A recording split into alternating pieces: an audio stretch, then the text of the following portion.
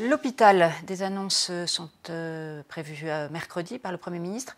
Des mesures fortes, sans doute des sommes importantes, mais est-ce que ça sera suffisant pour répondre aux immenses besoins? La crise n'est pas nouvelle.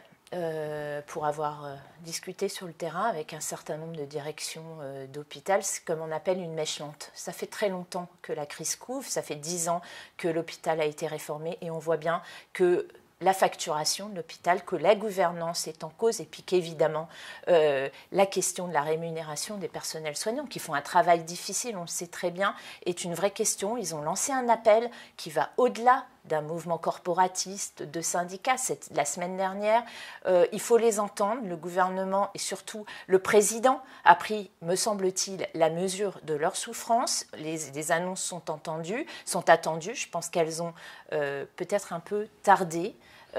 Notamment sur la question des urgences. Maintenant, c'est une bonne chose qu'elles arrivent par rapport à aux premières annonces. Vous voulez dire qu'Agnès Buzyn n'a pas forcément pris la mesure de la crise et de la réponse qu'il fallait y apporter? Pas suffisamment, malheureusement. Et là, le président et son Premier ministre vont faire des annonces mercredi.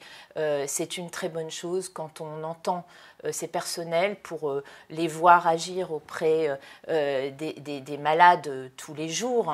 Dans ces structures, le président a dit l'hôpital public est un socle fondamental. On a pris des mesures en termes de numerus clausus pour accroître le nombre de médecins, mais tout ça va prendre du temps et l'urgence, elle est là.